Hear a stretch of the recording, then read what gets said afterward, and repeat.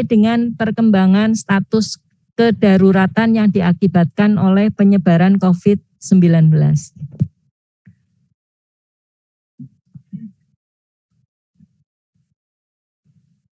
Ini untuk menyelenggarakan pengaturan PJJ, nih, jadi sekolah diminta untuk menyelenggarakan pengaturan pembelajaran jarak jauh secara fleksibel dengan memanfaatkan platform pembelajaran yang telah direkomendasikan oleh Kemendikbud dan Ristek, khususnya platform dalam domain belajar.id dan platform rumah belajar. Ini Bapak Ibu bisa meminta anak-anak untuk membuka platform ini. Ini dibuka untuk umum. Jadi misalkan seperti saat ini mungkin kan sekolah belum bisa meminjamkan buku perpustakaan karena kita masih PPKM. Mudah-mudahan nanti pada saat PPKM sudah tidak, maka kita bisa mengatur jadwal untuk anak-anak bisa meminjam buku di perpustakaan. Tapi selain buku-buku yang dari Bapak Ibu Guru, silahkan anak-anak kita untuk bisa membuka ini Bapak Ibu, apa yang disediakan oleh Kemdikbud supaya tahu. Ini saya coba buka dari saya ya Pak, biar saya bebas.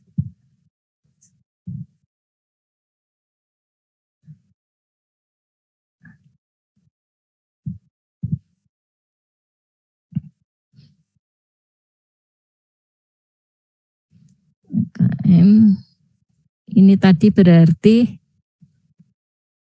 yang rumah belajar nggih. Bisa dibuka di Pak Haki, bisa enggak? Di sini kok enggak kelihatan. Rumah belajarnya Pak, coba dibuka Pak tadi.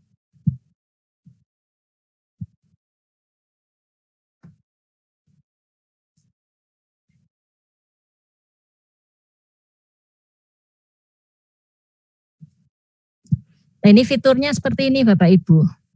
Ke bawah Pak. Dicoba ke bawah untuk melihat fitur-fiturnya supaya Bapak Ibu pirsa. Nah ini ada di sini mulai dari atas yaitu sumber belajar. Yang 4 tadi Pak, yang 4 kotak tadi. Atas.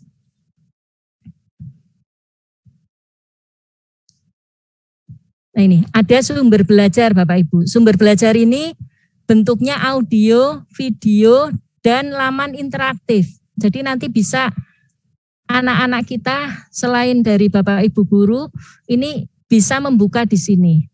Ada juga kelas maya, ada juga laboratorium, kemudian ada juga bank soal.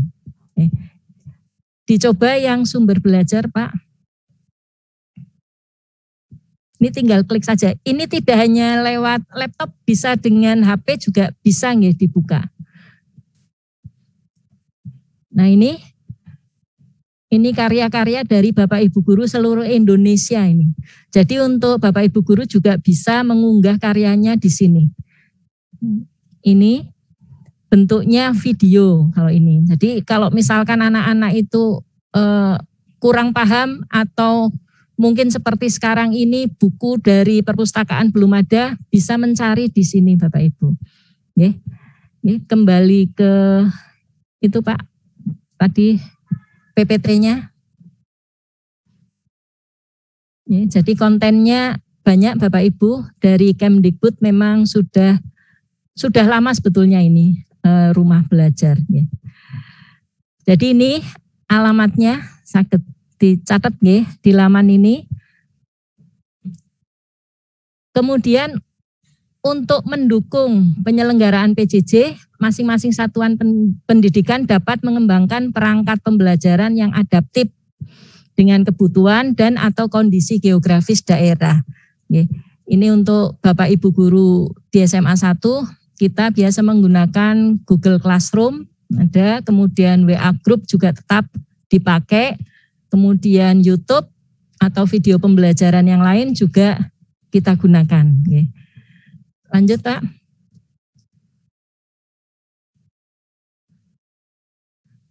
Kemudian untuk modul juga Kemdikbud ini bisa diakses Bapak Ibu. E-modul, jadi bentuknya e-modul. Ini bisa dibaca dan bisa diunduh. Jadi misalkan buku-buku perpustakaan sekolah tadi, misalkan ada yang di dalamnya kadang-kadang kan buku ada yang hal-hal yang mungkin perlu penambahan, monggo nanti bisa dicari di sini. Ini alamatnya untuk e-modulnya. Bisa dibukakan Pak, barangkali untuk contoh bukanya.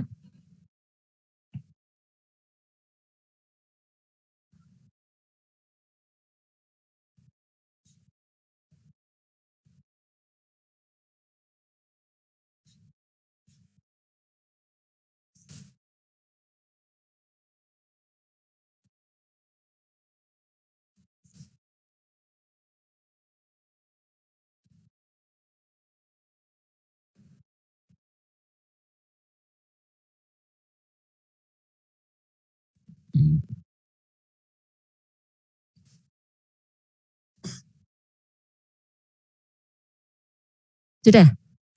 Nih, coba dibuka contohnya Pak ke bawah. Ke bawah itu nanti bisa memilih modul apa.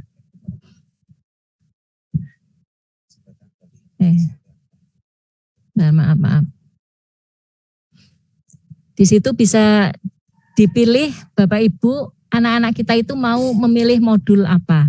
Coba dibuka salah satu Pak. Ini komplit nih, misalnya buka biologi atau apa. Pilih salah satu. PKWU boleh. Apa tadi? Matematika. Matematika. Itu bisa dibaca, bisa diunduh ke bawah sedikit Pak. Nah, ini berarti tadi membaca Pak. Bisa dibaca saja atau misalkan kita ingin mengunduh juga bisa.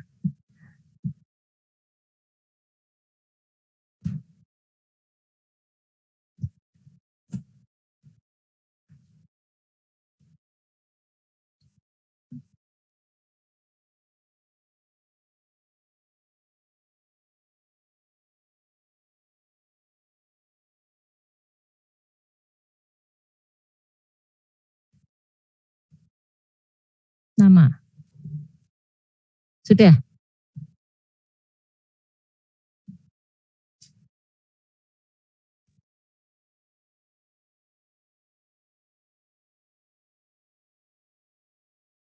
Nggak keluar? Loadingnya lama ya?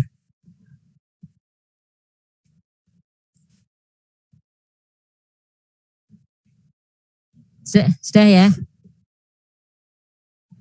Nah ini kegedean nih ukurannya Pak, makanya kelihatannya ini. Nah ini modulnya Bapak Ibu. Jadi bisa dibaca saja, bisa juga diunduh kalau kita pingin ngunduh. Ini contohnya. Ini disusun oleh guru-guru seluruh Indonesia. Ya, itu Bapak Ibu untuk tambahan, barangkali anak-anak kita itu membutuhkan hal-hal yang lebih pada saat Bapak Ibu guru menyampaikan pembelajaran. Untuk SMA 1 Tegal tadi sudah saya sampaikan bahwa untuk pembelajaran jarak jauh itu menggunakan Google Classroom. Jadi mohon aktif, ini hampir semua kegiatan pembelajaran ada di sini di Google Classroom. Kemudian dibantu dengan WA Group. Jadi ada WA Group masing-masing wali kelas maupun Bapak Ibu guru mapel. Ada juga yang menyampaikan lewat email, video pembelajaran, YouTube juga bisa, dan lain-lain. Kemudian untuk kegiatan belajar mengajar selama pembelajaran jarak jauh, itu setiap hari nih Bapak Ibu, dari Senin sampai Jumat mulai jam 7. Mulai jam 7 itu anak-anak sudah harus belajar. Sampai jam 2 itu maksimal. Mungkin kecuali hari Jumat. hari Jumat kelihatannya sampai jam 11 lebih saja. Jadwal, pokoknya sesuai jadwal ini sudah disampaikan kepada anak-anak semuanya. Sehingga saya mohon dukungan dan motivasi pemantauan dari Bapak Ibu semuanya pada jam-jam ini anak dikondisikan itu adalah waktunya untuk belajar. Jadi sebelum jam 7 ya seperti biasa kalau anak-anak kita pada saat tatap muka itu ya sudah harus siap, sudah harus mandi, sudah sarapan, ya Bapak Ibu sudah menyiapkan anak-anaknya supaya mereka di jam 7 itu sudah siap untuk belajar. Jadi meskipun mereka di rumah, tetapi kegiatan belajar mengajar ini tetap kita laksanakan di jam pembelajaran ini. Jadi kami mohon dukungan, motivasi, serta pemantauan dari orang tua pada jam belajar mereka juga diupayakan untuk melaksanakan kegiatan pembelajaran. Jadi kalau anak-anak kita di jam-jam ini kok tidak belajar, tolong untuk ditanya. Ini untuk kegiatan pembelajaran. Berikutnya untuk informasi yang lain yaitu tentang kaitannya dengan asesmen nasional Bapak Ibu. Ini supaya anak-anak dan Bapak Ibu semuanya paham apa itu asesmen nasional. Dasar hukumnya ini yaitu mengacu Undang-Undang Nomor 20 Tahun 2003 tentang Sistem Pendidikan Nasional. Kemudian yang kedua, Permendikbud RI Nomor 17 Tahun 2021 tentang asesmen nasional. Kemudian yang ketiga tentang kebijakan Merdeka Belajar. Dan yang keempat tentang indikator kinerja sasaran strategis Kemendikbud.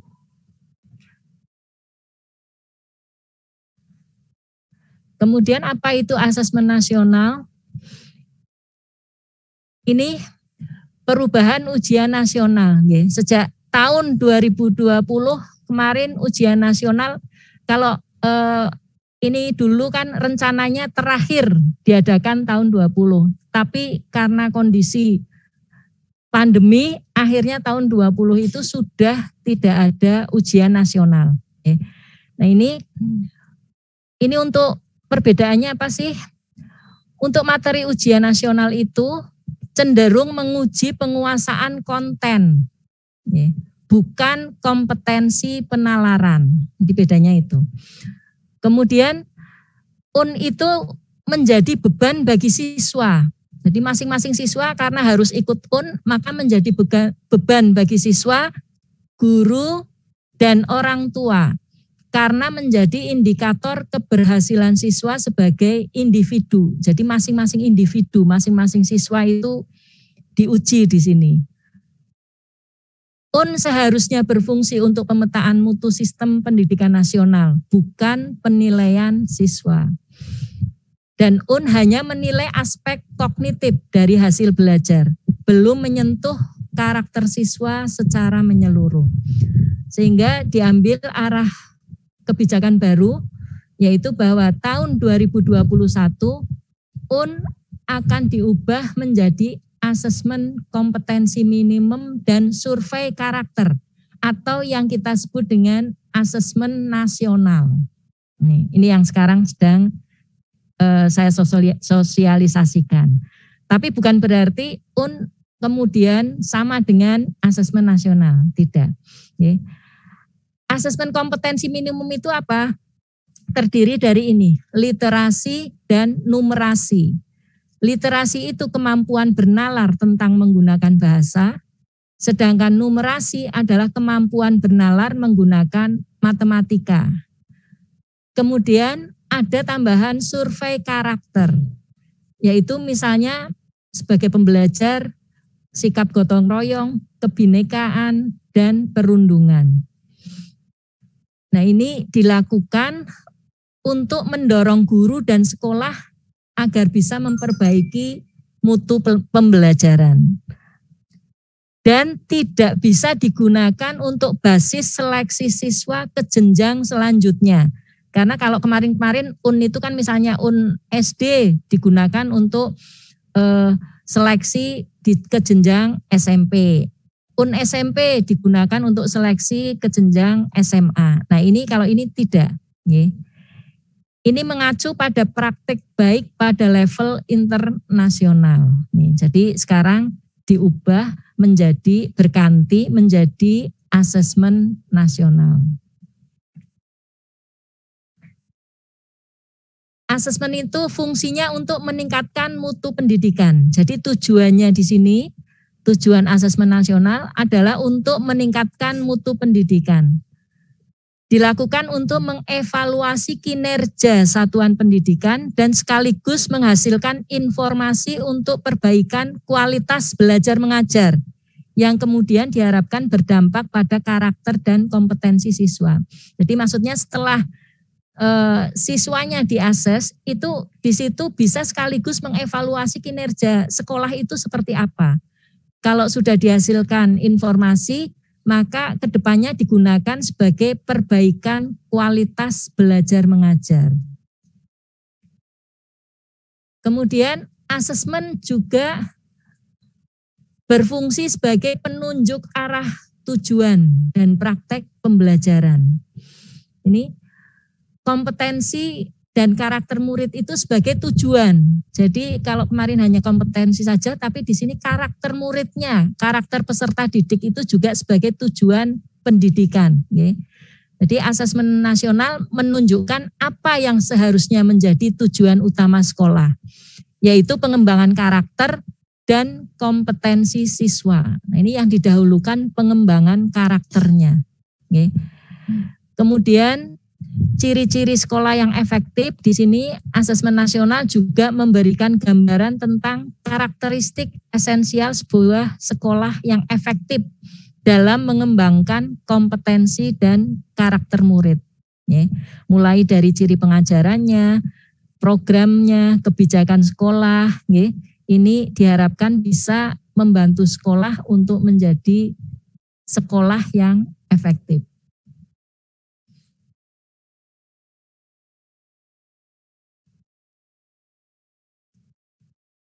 Kemudian asesmen nasional itu dirancang untuk memotret mutu input, proses, dan hasil belajar. Jadi dirancang untuk memotret mutu input, proses, dan hasil belajar yang mencerminkan kinerja sekolah sebagai umpan balik berkala yang objektif dan komprehensif bagi manajemen sekolah, dinas pendidikan, dan Kemendikbud. Ini, jadi tujuannya ini Bapak Ibu. Dan dilaksanakan di semua sekolah. Ini, jadi asesmen nasional nanti dilaksanakan di semua sekolah dengan responden, murid, guru, dan kepala sekolah. Untuk maksimal murid, jadi ini untuk belum Pak. Maksimal muridnya 30 murid ini untuk SD ya. Dan 45 murid untuk SMP, SMA, SMK. Jadi nanti yang akan diakses itu hanya perwakilan saja. Kalau SMA sejumlah 45 siswa saja. Dan dipilih secara acak oleh Kemendikbud untuk menjadi responden. Jadi nanti yang memilih adalah Kemendikbud. Kita hanya mengirimkan data siswa saja. Siswa yang dikirimkan untuk SD itu kelas 5, untuk SMP kelas 8, sedangkan untuk SMA kelas 11. Nah ini jadi nanti untuk SMA adalah putra-putri Bapak Ibu yang akan melaksanakan asesmen nasional. Karena di sini kelas 11. Tetapi tidak semua. Hanya 45 siswa saja yang dipilih secara acak oleh Kemendikbud. Karena ini sifatnya adalah asesmen, jadi responden saja. Tes dan kuesioner murid diadministrasikan menggunakan komputer dalam kondisi terawasi. Ini ada pengawasnya nanti. Kemudian semua guru. Jadi asesmen nasional ini juga akan dilaksanakan oleh semua guru menjadi respondennya. Jadi semua guru, tapi kalau guru ini semua. tidak perwakilan. Misalkan guru SMA 1 ya semua guru SMA 1. Hanya di sini untuk pengisian kuesionernya diberi waktu 2 minggu kalau untuk guru. Dilakukan secara daring tanpa pengawasan atau mandiri. Kalau siswa tadi dengan kondisi terawasi. Kemudian juga dilaksanakan oleh semua kepala sekolah. Kepala sekolah ini juga melaksanakan kegiatan asesmen nasional sama seperti guru, diberi waktu 2 minggu dan tanpa pengawasan. Kemudian apa yang diukur dalam asesmen nasional itu? Ada 3 hal Bapak Ibu, yaitu AKM atau asesmen kompetensi minimum, kemudian yang kedua survei karakter, dan survei lingkungan belajar. AKM ini isinya apa? Tadi, mengukur literasi membaca dan literasi numerasi atau matematika. Sasarannya hanya siswa. Jadi yang mengerjakan AKM ini adalah siswa kelas 11 yang terpilih tadi sejumlah 45 anak. Kemudian yang kedua yang diukur adalah survei karakter. Ini mengukur sikap, nilai, keyakinan, dan kebiasaan yang mencerminkan karakter pelajar Pancasila. Ini sasarannya juga siswa tadi. Siswa yang 45 tadi juga mengerjakan survei karakter. Kemudian yang ketiga, survei lingkungan belajar. Ini mengukur kualitas berbagai aspek input dan proses belajar mengajar di kelas maupun di tingkat sekolah. Ini untuk menggali informasi mengenai kualitas proses pembelajaran dan iklim sekolah yang menunjang pembelajaran. Yang mengerjakan survei ini adalah siswa tadi ya, guru, semua guru, dan kepala sekolah. Jadi kesimpulannya untuk siswa yang nanti terpilih mengerjakannya adalah 3, yaitu AKM, yang kedua survei karakter, dan survei lingkungan belajar. Sedangkan untuk Bapak Ibu guru dan kepala sekolah mengerjakannya hanya survei lingkungan belajar. Itu ya Bapak Ibu. Kemudian komponen apa saja di dalam AKM itu yang meliputi literasi dan numerasi. Ini komponennya adalah ada konten, proses kognitif, konteks, dan bentuk soal. Untuk kontennya, untuk yang numerasi atau matematika, itu kontennya bilangan. Yang kedua, pengukuran dan geometri. Yang ketiga, data dan ketidakpastian. Yang keempat, aljabar. Sedangkan untuk literasinya, literasi membaca, itu teks informasi dan teks sastra. Kemudian untuk proses kognitif atau pengetahuannya, untuk numerasi isinya itu ada 3, yaitu pemahaman, aplikasi, dan penalaran. Sedangkan untuk literasi, yaitu menemukan informasi, kemudian interpretasi dan integrasi, yang terakhir evaluasi dan refleksi. Sedangkan untuk konteksnya bisa personal atau sosiokultural atau saintifik. Bentuk soalnya ada 5 macam. Pilihan ganda kompleks, menjodohkan, isian singkat, dan uraian.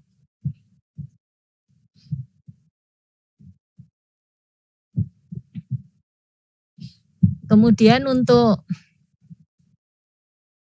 survei karakternya Bapak Ibu, survei karakter di sini adalah karakter yang seperti apa?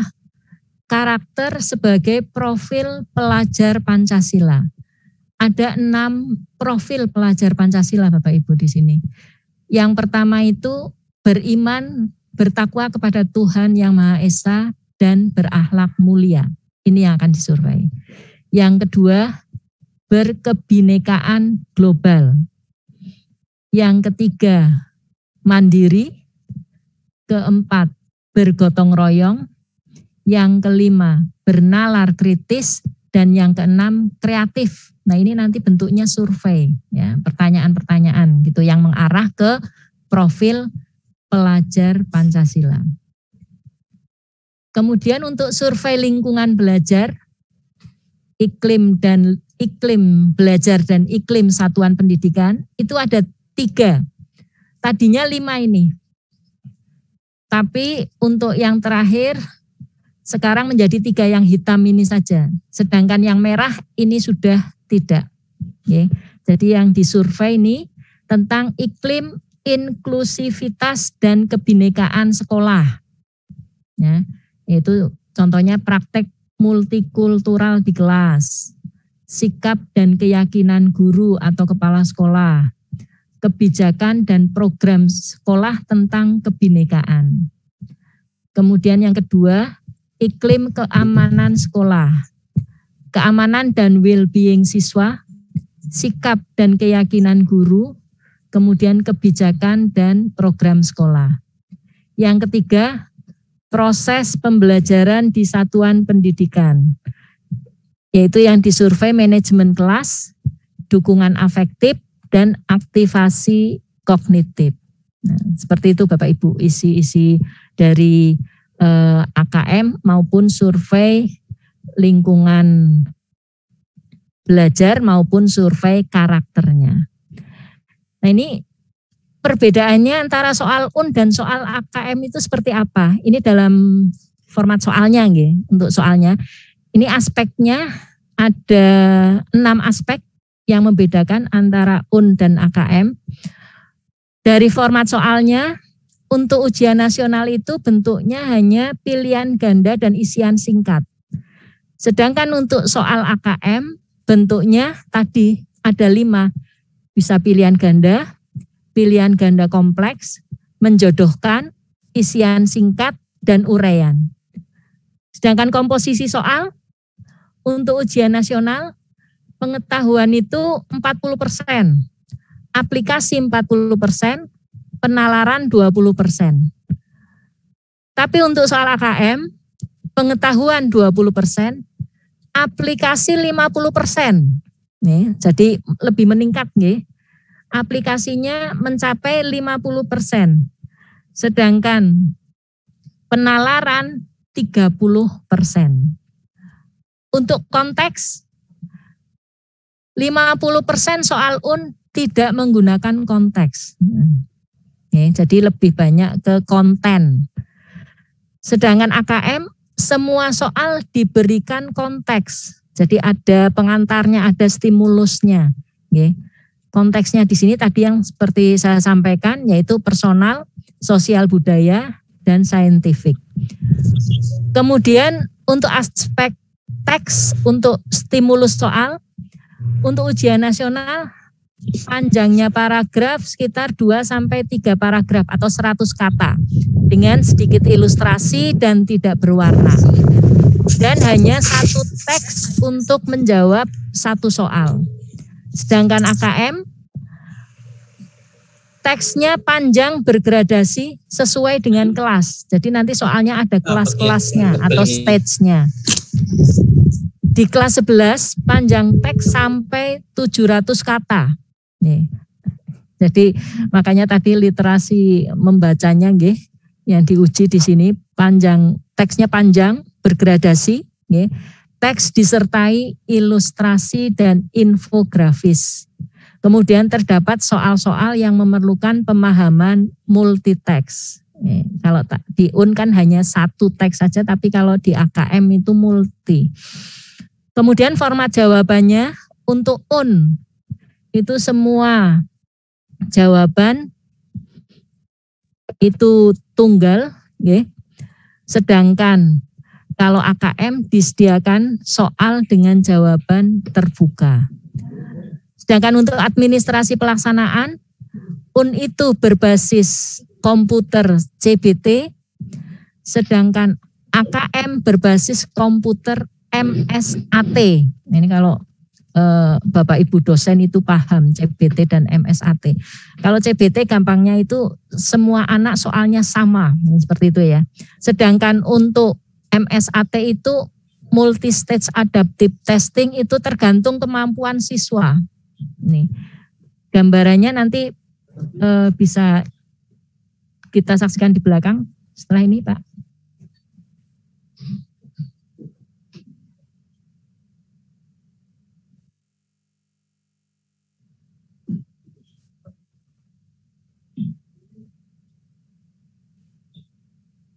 Kalau videonya kelamaan, pakai itu aja itu belakangnya sudah saya.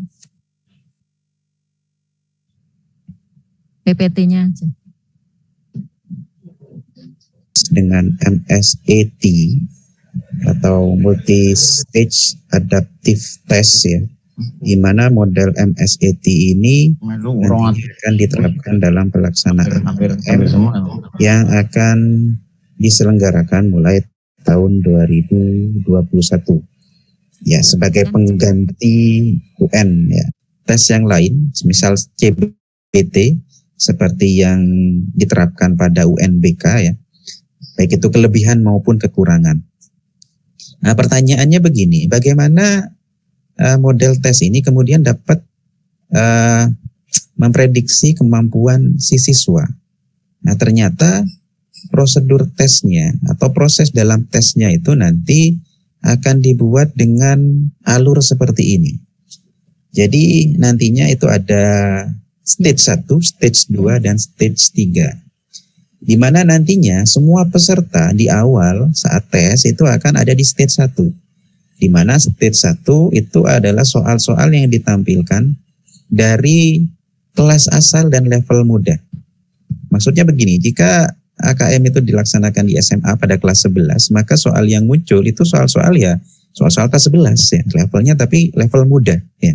Semua akan mendapat jenis soal seperti itu, meskipun item soalnya bisa berbeda-beda antara satu orang dengan orang yang lain.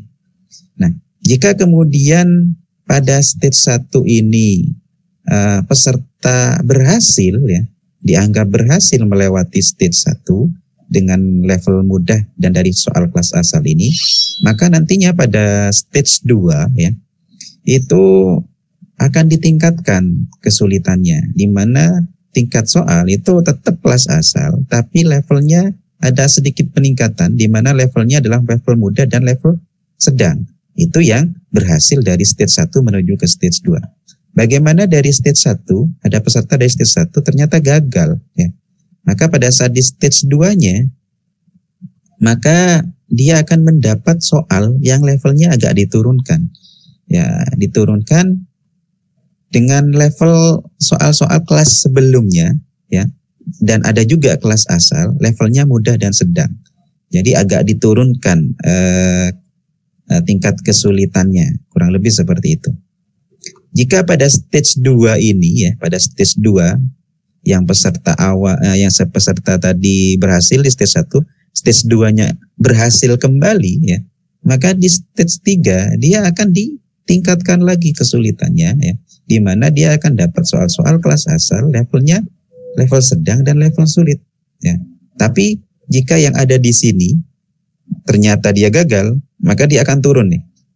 Turun untuk jenis kesulitannya di stage 3, di mana levelnya adalah level kelas asal, ya level mudah dari soal-soal kelas asal.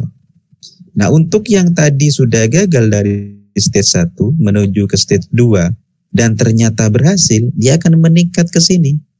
Ya. Tapi yang ini, jika ini gagal lagi, maka dia akan diturunkan lagi tingkat kesulitan soalnya, yaitu kelas sebelumnya level mudah dan sedang ya, jadi diturunkan lagi. Nah, kemudian nantinya dari stage 3 akan menghasilkan capaian, di mana capaiannya jika dari stage 1 berhasil, stage 2 berhasil, stage 3 berhasil, dan maka dia akan dapat capaian mahir. Tapi kalau berhasil, stage 3-nya gagal, dia akan mendapat tingkatan atau capaian cukup ya. Begitu juga dengan yang lain sesuai dengan prosedur yang ada di sini. Singkatnya atau gampangnya seperti itu untuk prosedur atau alur dari multi stage ini ya. Kembali ke PPT. Nah, saat ini saya akan melakukan simulasi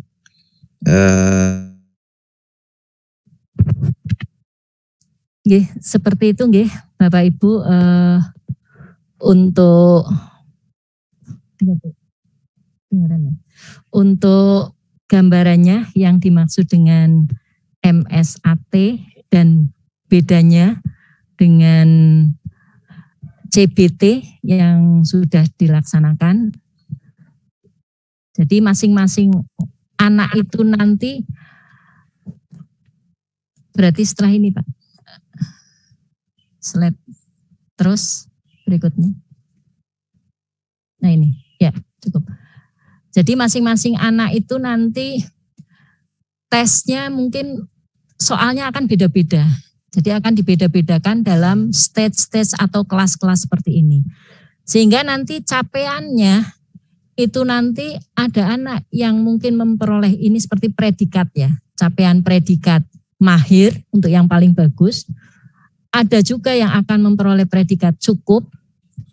Ada yang akan memperoleh predikat dasar. Dan yang terakhir apa? Nggak kelihatan. Perlu intervensi. Ya, jadi tergantung tadi mengerjakannya dia itu sampai mana. Seperti itu.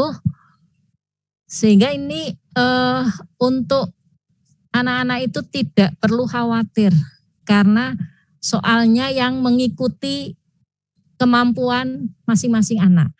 Nih. Ini untuk alokasi waktunya. Nih. Dilaksanakan 2 hari. Nanti AKM atau AN itu nanti akan dilaksanakan selama 2 hari. Kalau rencananya, karena ini belum turun juknisnya, rencana itu untuk sementara pertengahan bulan September. Nih. Hari pertama ini berarti untuk SMA, ini ya SMP, MTS, SMA, MA, SMK ini sama. Hari pertama itu tes literasi. Literasi berarti yang membacanya itu selama 90 menit, kan hanya 90 menit, kalau kan 2 jam. Kemudian jam keduanya survei karakter, ini lamanya 30 menit. Sedangkan hari kedua yaitu tes numerasi atau matematika sama 90 menit, dan jam keduanya survei lingkungan belajar selama 30 menit.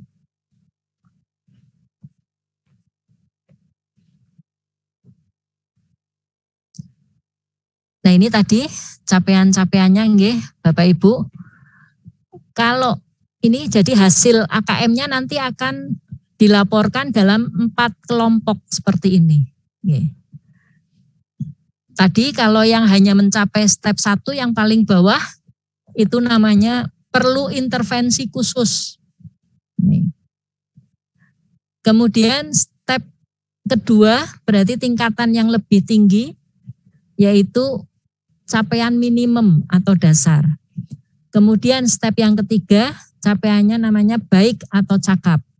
Dan yang paling bagus adalah mahir. Jadi nanti anak-anak kita akan mendapatkan ini hasil AKM-nya ini, nanti mereka itu masuk di step mana. Misalkan 1 orang masuk di harapan kita paling tidak baik semua ya, minimalnya itu. Tapi kalau tidak ya enggak apa-apa, itu untuk evaluasi, seperti itu. Ini hasil AKM-nya. Kemudian kalau ini uraiannya, misalkan untuk yang tingkat kompetensi literasi atau membaca, tadi kan ada 4 ini ya. Nah, perlu intervensi khusus, itu uraiannya adalah bahwa murid itu belum mampu menemukan dan mengambil informasi eksplisit yang ada dalam teks ataupun membuat interpretasi sederhana. Ini uraiannya seperti itu. Kalau dasar atau minimum, bahwa murid itu mampu, kalau tadi belum mampu, di sini mampu menemukan dan mengambil informasi eksplisit yang ada dalam teks, serta membuat interpretasi sederhana. Kalau yang tingkat kompetensi cakap atau baik, bahwa murid itu mampu membuat interpretasi dari informasi implisit yang ada dalam teks, mampu membuat simpulan dari hasil integrasi beberapa informasi dalam suatu teks. Uraiannya begitu. Sedangkan untuk tingkat kompetensi mahir, berarti murid mampu mengintegrasikan beberapa informasi lintas teks, mengevaluasi isi, kualitas, cara penulisan suatu teks, dan bersikap reflektif terhadap isi teks. Ini uraian dari tingkatan kompetensi-kompetensi tadi. Sedangkan untuk literasi numerasi, ini tadi tingkat kompetensinya sama nggih, hanya uraiannya yang beda. Kalau yang perlu intervensi khusus, itu berarti murid hanya memiliki pengetahuan matematika yang terbatas. Murid menunjukkan penguasaan konsep yang parsial dan keterampilan komputasi yang terbatas. Sedangkan untuk tingkat kompetensi dasar atau minimum, murid memiliki keterampilan dasar matematika, komputasi dasar dalam bentuk persamaan langsung, konsep dasar terkait geometri dan statistika, serta menyelesaikan masalah matematika yang rutin. Sedangkan untuk tingkat kompetensi cakap atau baik, murid mampu mengaplikasikan pengetahuan matematika yang dimiliki dalam konteks yang lebih beragam. Untuk yang mahir, murid mampu bernalar untuk menyelesaikan masalah kompleks serta non-rutin berdasarkan konsep matematika yang dimilikinya. Itu Bapak Ibu nggih. Jadi nantinya kumpulan dari hasil tingkat kompetensi 45 peserta didik yang nanti akan melaksanakan asesmen nasional itu yang nanti menjadi tingkat kompetensi sekolah. Kemudian persiapan yang dilakukan oleh sekolah itu apa saja? Yang pertama ini yang sekarang sedang kita lakukan, yaitu melaksanakan sosialisasi asesmen nasional di tingkat satuan pendidikan. Ini kemarin sudah dilakukan terhadap guru dan karyawan, peserta didik, dan sekarang dengan orang tua peserta didik. Kemudian yang kedua melakukan pelatihan AKM. AKM itu apa tadi? Asesmen kompetensi minimum. Melalui ini Bapak Ibu, ini bisa melalui https://kemdikbud.go.id/AN. Jadi Kemdikbud sudah membuat pelatihan-pelatihan AKM di sini. Hanya sejak kemarin saya buka itu lamannya masih, kalau sebelumnya sudah bisa dibuka, sudah komplit di sini. Tapi mulai kemarin sore saya buka kelihatannya mungkin ada perbaikan di sana. Masih belum bisa dibuka sampai hari ini nggih Pak. Tadi masih belum bisa ya, masih belum bisa dibuka. Tapi nanti Bapak Ibu coba ini nggih. Bisa untuk latihan, bisa untuk melihat soalnya seperti apa sih ya AKM itu. Nggih. Ini juga kita sampaikan ke Bapak Ibu guru di SMA 1 supaya anak-anak kita juga siap. Meskipun yang nanti di ASES itu hanya 45 anak, tetapi karena pilihannya itu acak, ya maka kita sampaikan ke semua anak kelas 11. Ya.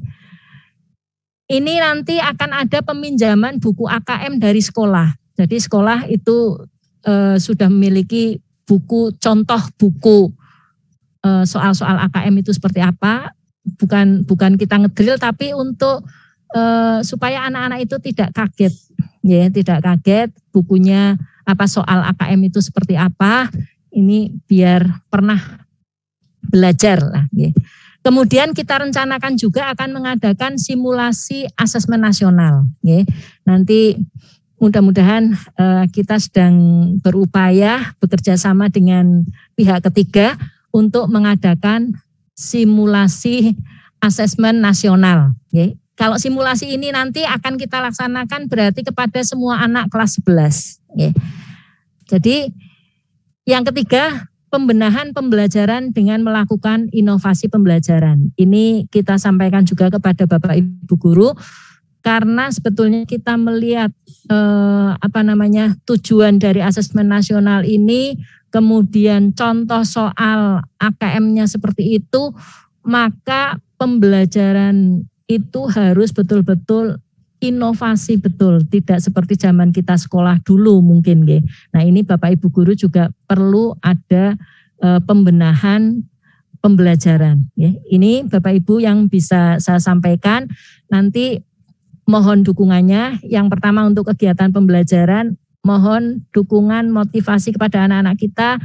Kasihan anak-anak kita itu mungkin kan selama PJJ ini banyak beban, tidak bisa ketemu dengan teman-temannya, mohon diberi motivasi belajar supaya mereka tetap bersemangat meskipun PJJ, tetapi mereka tetap harus berprestasi.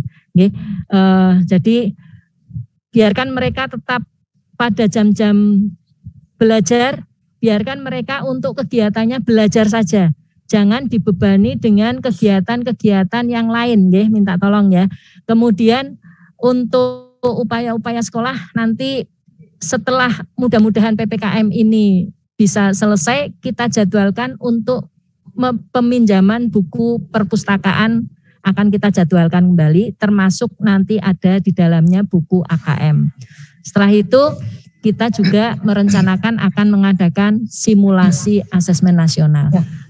Begitu Bapak Ibu untuk sosialisasi kegiatan asesmen nasional. Dan mohon untuk menjaga keluarga kita juga karena COVID masih tinggi, utamanya untuk Kota Tegal. Jadi 5M-nya tetap dijaga, memakai masker dengan baik, terutama kalau kita sedang berada atau bertemu dengan orang lain. Kemudian mencuci tangan menggunakan sabun dan air mengalir. Ini biasanya mungkin kita mencuci tangan hanya sekali-kali saja. Nah ini kita sering lah berkali-kali, utamanya kalau habis pegang uang. Ini biasanya kalau habis pegang uang langsung ngemplok yang lain ya. Ini jangan, cuci tangan dulu. Kemudian menjaga jarak. Setiap kita bertemu dengan orang lain, upayakan menjaga jarak. Ini yang kelihatannya agak sulit sebetulnya. Tapi kita upayakan, kita ingat-ingat. Jadi kalau ketemu dengan teman siapapun, jaga jarak. Kemudian menghindari kerumunan. Kalau misalkan kita mau beli apa atau mau pergi ke suatu tempat yang kira-kira berkerumun banyak orang, lebih baik menghindar. Kemudian yang terakhir, membatasi mobilitas dan interaksi. Jadi kalau tidak mendesak, upayakan kita tetap berada di rumah saja. Itu Bapak Ibu, salam sehat dan tetap semangat untuk menjadi dukungan pada anak-anak dan keluarga kita. Dan mohon maaf atas segala kekurangan. Saya akhiri. Assalamualaikum warahmatullahi wabarakatuh. Waalaikumsalam warahmatullahi wabarakatuh. Waalaikumsalam warahmatullahi wabarakatuh. Matur nuwun, kami ucapkan terima kasih kepada Ibu Dr. Anda Rosa Herawati MPD yang sudah memberikan paparannya. Bapak Ibu yang kami hormati, acara selanjutnya yaitu informasi dari kurikulum yang akan disampaikan oleh Ibu Indri Arfiani MPD. Kepada yang terhormat, waktu dipersilahkan. Monggo Ibu.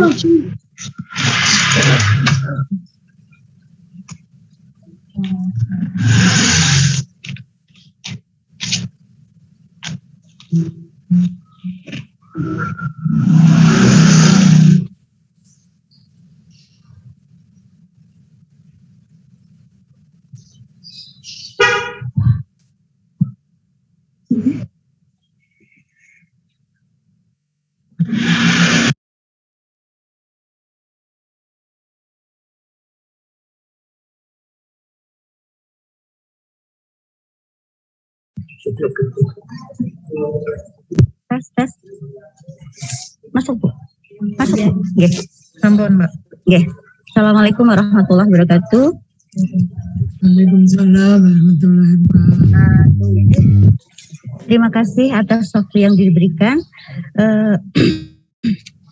Selamat siang Bapak Ibu Wali orang tua peserta didik kelas 11.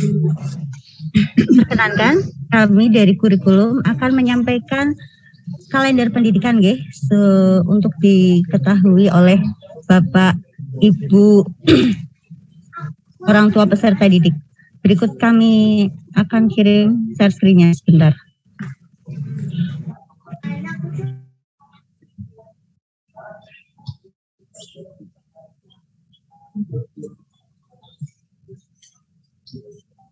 Tampil nih Bapak Ibu. Oke. Jadi akan kami bacakan Kaldik SMA Negeri 1 Tegal tahun pelajaran 2021-2022. Pada bulan Juli, 12 Juli kemarin kita sudah melaksanakan kegiatan MPLS. Kemudian ini sudah mulai bulan Agustus, Bapak Ibu. Tanggal 11 Agustus ada libur umum. Kemudian 17 mengikuti HUT kemerdekaan. Kemudian nanti di bulan September mulai tanggal 6 rencana kita sampai tanggal 14 itu ada penilaian tengah semester gasal dan pelaksanaan asesmen nasional. Kemudian bulan Oktober ada libur umum, gitu ya. Penilaian akhir semester gasal direncanakan mulai tanggal 28 November sampai 7 Desember 2021. Kemudian persiapan penyerahan buku laporan hasil belajar 14 sampai 16, kemudian penyerahan hasil belajar semester gasal tanggal 17 Desember 2021. Kemudian libur akhir semesternya perkiraan tanggal 20 sampai 31 Desember. Mulai semester genap itu 3 Januari. Kemudian nanti ada penilaian semester genap itu di bulan Maret. Kemudian perkiraan ujian sekolah bagi kelas 12 bulan April. Kemudian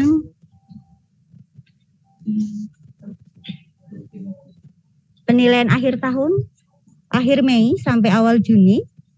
Dan penyerahan buku laporan hasil belajar semester genap 17 Juni. Libur akhir semester genap tahun 2021 diperkirakan 20 Juni sampai 11 Juli. Kemudian permulaan tahun ajaran baru 2022-2023 tanggal 11 Juli. Ini untuk secara keseluruhan tahun akademik 2021-2022. Berikut khusus untuk yang kegiatan penilaian di SMA Bapak Ibu. Ini sudah mulai bulan Agustus. Sudah waktunya penilaian harian pertama bagi Bapak Ibu guru mapel. Jadi mohon bantuannya kepada Bapak Ibu orang tua peserta didik untuk memantau putra-putrinya ya. Kalau penilaian harian ini dilaksanakan secara individual, secara mandiri oleh Bapak Ibu guru mapelnya. Kemudian nanti di bulan September itu ada kegiatan tengah semester, penilaian tengah semester. Kalau penilaian tengah semester ini nanti akan dikoordinir oleh sekolah SMA 1 menggunakan CBT.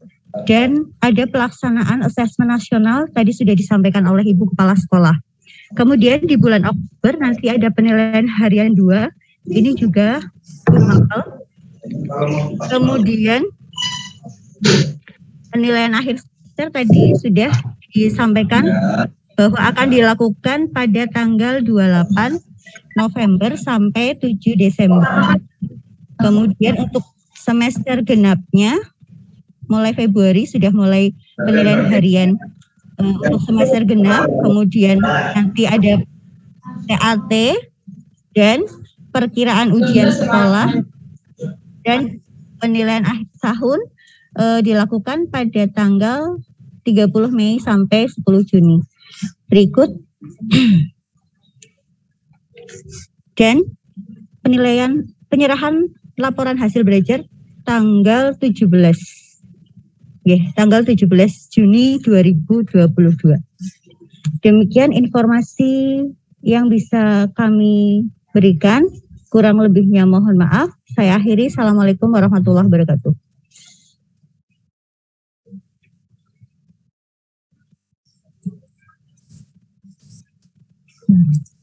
Waalaikumsalam. Bapak Ibu yang kami hormati, acara selanjutnya yaitu tanya jawab. Monggo, mungkin ada dari panjenengan yang mau bertanya bisa menggunakan raise hand atau juga bisa tuliskan di kolom chat. Di chat tadi sudah ada. Bu. Oh, ini yang di chat.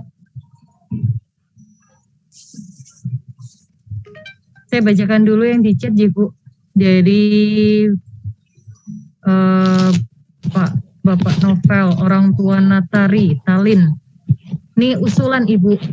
Jadi berkaitan dengan pembelajaran setiap hari pukul 7 sampai 14. Mengingat orang tuanya sibuk, maka ini Bu, orang tua diminta untuk wali kelas setiap pagi via Zoom, layaknya pembelajaran tatap muka untuk bisa mengawali jam sekolah, Ibu. Oh iya. Setiap pagi wali kelas. Terima kasih untuk usulannya. Bapak Ibu, memang sebetulnya kalau Bapak Ibu guru itu pinginnya seperti itu. Tapi mengingat kalau tiap pagi atau tiap guru, tiap wali kelas itu setiap paginya melaksanakan Zoom untuk mengawasi anak-anak, itu juga kasihan kuotanya. Jadi sebetulnya tapi untuk Bapak Ibu guru itu setiap mapel paling tidak pada awal bab atau setengah lah, mungkin satu bab 2 kali itu mengadakan Google Meet. Google Meet itu seperti ini, hampir seperti Zoom, tapi karena kita pakai Google Classroom, jadi pertemuannya dengan namanya Google Meet. Jadi sebetulnya kalau Bapak Ibu guru sudah seperti itu, jadi masing-masing mapel. Sedangkan untuk wali kelas yang mengabsen setiap hari itu adalah pada saat kegiatan penilaian. Penilaian itu kalau zaman kita dulu ada ulangan namanya ya, sekarang kan namanya penilaian. Bukan, penilaian akhir semester, nah seperti itu.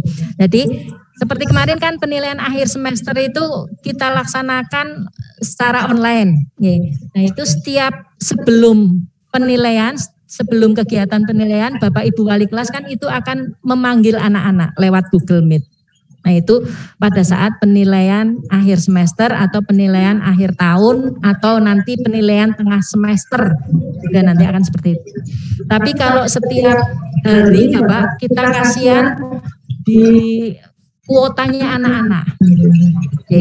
Itu halangannya seperti itu. Kalau Bapak Ibu guru sih kepinginnya Zoom terus atau tatap maya seperti ini terus tapi kasihan kuotanya. Tapi nanti dari Kemdikbud sudah ada surat persnya bahwa akan memberikan bantuan kuota seperti tahun kemarin untuk peserta didik. Sedangkan kalau dari sekolah nanti kita berikan menjelang kegiatan penilaian. Jadi seperti kegiatan penilaian tengah semester nanti kita berikan bantuan kuota. Kegiatan penilaian akhir semester juga nanti kita berikan bantuan kuota. Seperti itu. Matur nuwun.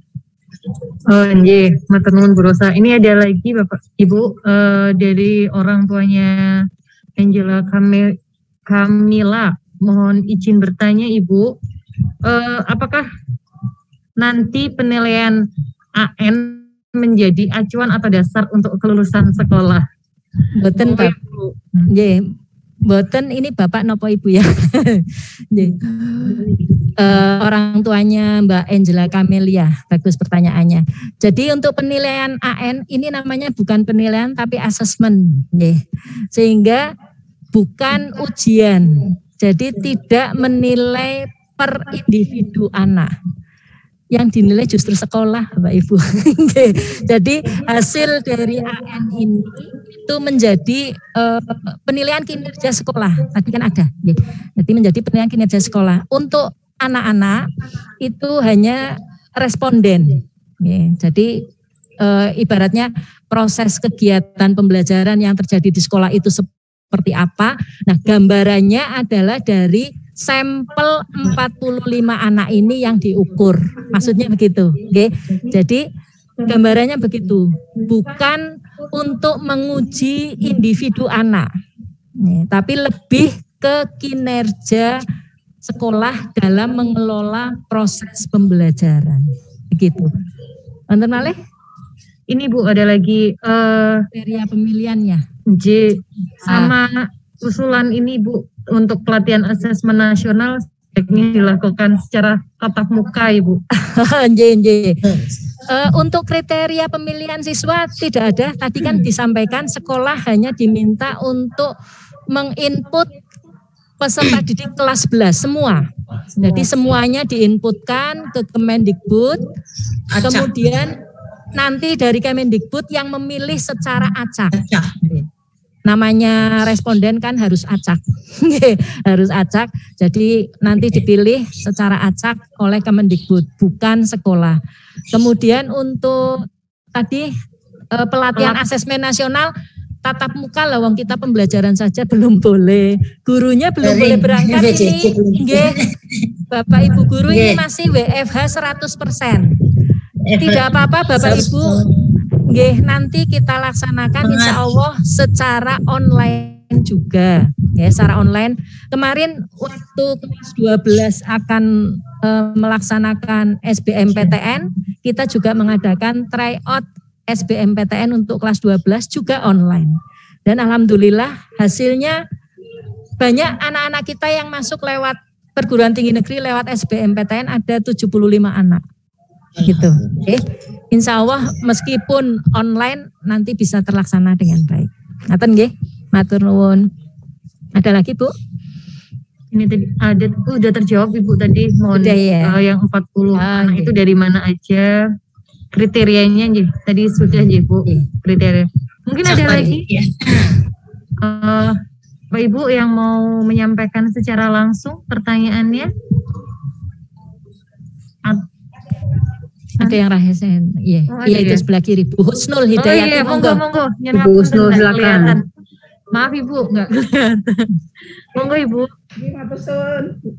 Oh iya. Assalamualaikum warahmatullahi wabarakatuh. Waalaikumsalam warahmatullahi wabarakatuh. Apa kabar Bu Rosa, sehat? Alhamdulillah sehat. Kangen ya? Lama tidak bertemu. Perkenalkan Bu. Monggo Ibu. Nama saya Bu Husnul Hidayati, wali murid dari Khairul Rizal kelas 11 IPS 2. Wali kelasnya Bu Endang. Saya memang termasuk orang tua yang galau Bu.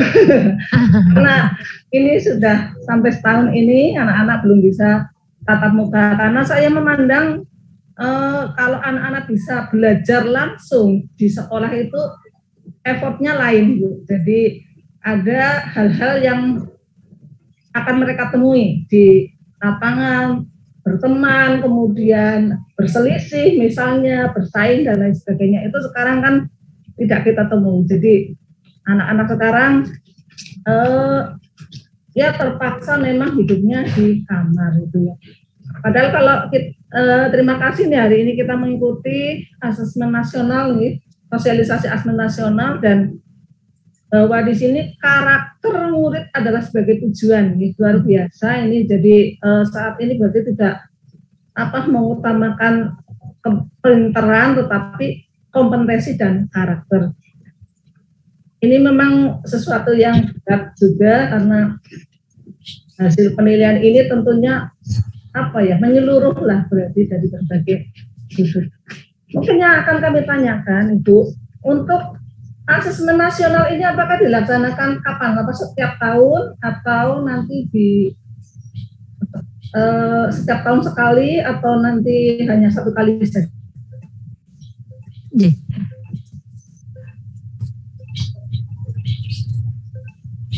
Sampun Bu?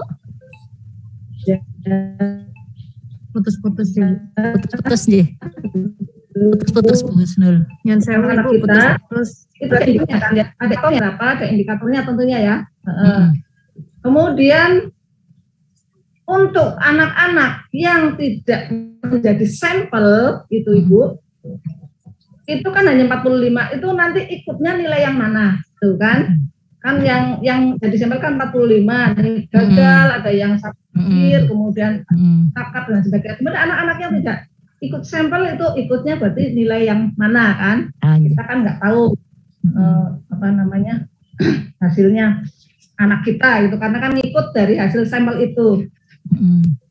Kemudian tadi kan ada kurikulum pendidikan juga, di situ juga masih ada penilaian akhir dan lain sebagainya seperti biasa. Berarti asesmen nasional itu tetap ada, tetapi penilaian yang semester ganjil, genap dan lain sebagainya itu masih tetap ada gitu, itu mungkin yang bisa kami tangkap, dan mohon maaf mungkin kami memang sebagai orang tua selalu berusaha untuk memberikan motivasi pada anak-anak, cuma ya anak-anak sekarang cuma besar badannya saja, tetapi ininya masih belum ngerti ya. Jadi mungkin lain kalau anak-anak tergesek sekolah, kemudian pendapatannya lain ya. Sekarang kan tinggal makan, tidak ada rasa bersaing cari makanan dan sebagainya di kantin. Kemudian pagi harus menyiapkan pakaian, sekarang kan tidak. Jadi memang daya juangnya saya kira itu agak kurang. Jadi agak kurang. Saya sebagai ibu merasakan seperti itu. Terima kasih Bu Rosa, mudah-mudahan sami-sami. Saya jawab ya Bu Husnul. Matur nuwun. Bu Husnul ini saking kangennya jadi pertanyaannya gemeruduk. Matur nuwun. Ini untuk pertanyaan yang pertama, berarti tentang kegiatan asesmen nasional ini dilaksanakan berapa kali? Setahun sekali Bu. Karena kan memang untuk tadi memotret kinerja sekolah, setelah dipotret hasilnya seperti apa, nanti diharapkan ada tindak lanjut dari kementerian. Kalau memang tadi hasilnya kok ternyata yang paling rendah perlu intervensi khusus, nah di Kemendikbud sudah ada, kalau yang hasilnya perlu intervensi khusus, sekolah harus dibeginikan, seperti itu Bu, gampangannya. Kalau yang sudah mahir berarti harus seperti ini kan, jadi begitu. Nah, jadi AN nanti dilaksanakan setahun sekali. Kemudian karena ini bukan penilaian individu anak, jadi yang anak-anak tidak berkesempatan atau tidak diberi kesempatan untuk mengikuti asesmen nasional, ya tidak ada beban apa-apa, tidak ada tagihan apa-apa. Yang melaksanakan pun tidak ada beban apa-apa. Ya mereka mengerjakan saja di asesmen, ya melaksanakan saja. Hasilnya ya sudah, itu bukan hasil untuk penilaian individu. Jadi kegiatan anak-anak tetap mengikuti pembelajaran sesuai dengan kurikulum yang ada. Di sana ada penilaian harian, ada penilaian tengah semester, penilaian akhir semester, dan seterusnya. Jadi kegiatan kurikulum anak-anak tetap. Asesmen nasional ini tidak ada kaitan dengan penilaian pribadi siswa. Intinya itu. Jadi justru yang dinilai adalah penilaian kinerja untuk sekolah. Ngaten nggih Bu Husnul nggih. Itu mungkin. Kemudian untuk kegalauan Bu Husnul, kami lebih galau lagi dan lebih pusing lagi karena memberi penilaian tanpa bertemu dengan anak, memberi pembelajaran tanpa bertemu dengan anak, itu juga effortnya lebih Bu. Bapak Ibu guru tidak bisa ketemu langsung, menjelaskan secara langsung, pinginnya langsung, Zoom terus, kasihan kuota anak-anaknya, dan itu juga pasti terbatas.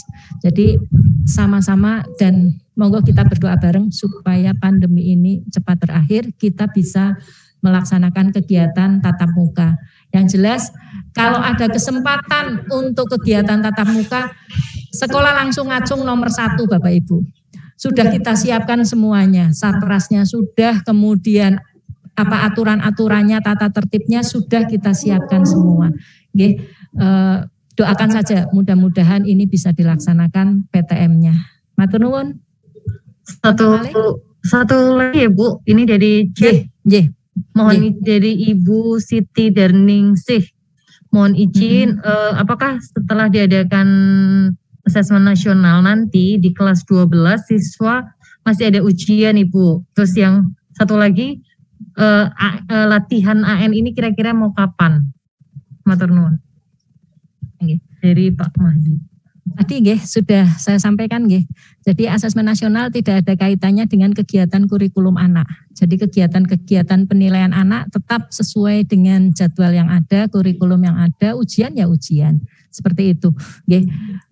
Kemudian latihannya insya Allah karena rencana AN itu sekitar pertengahan September, ya mungkin nanti lambat-lambatnya kita awal September mungkin nanti akan kita laksanakan. Ngaten nggih. Matur nuwun, wonten malih Bu. Mboten wonten Bu, kayaknya sampai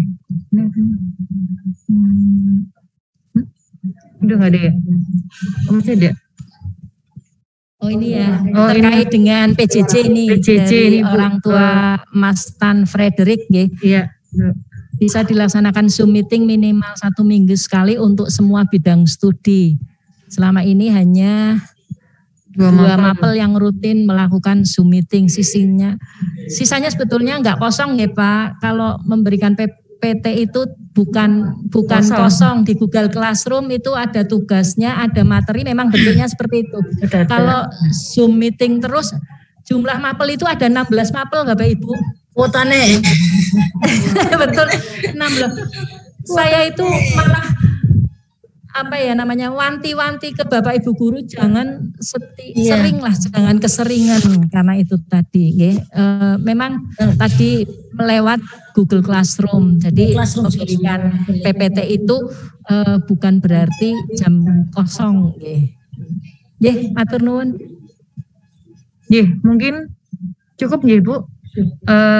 Bapak Ibu yang kami hormati, demikianlah tadi serangkaian acara sosialisasi asesmen nasional SMA Negeri 1 Tegal. Saling mendoakan di Bapak Ibu, semoga kita selalu sehat, selalu diberikan kemudahan dalam segala hal, dan semoga pandemi ini bisa segera berakhir, anak-anak juga bisa tatap muka ke sekolahan. Atas nama pembawa acara, saya Yuniar Arfiani, mohon maaf apabila ada tutur kata kami yang kurang berkenan di hati panjenengan semuanya. Matur nuwun sangat sudah kersa bergabung dari awal sampai akhir. Terima kasih. Assalamualaikum warahmatullahi wabarakatuh. Waalaikumsalam warahmatullahi wabarakatuh. Waalaikumsalam warahmatullahi wabarakatuh. Matur nuwun Ibu. Ibu.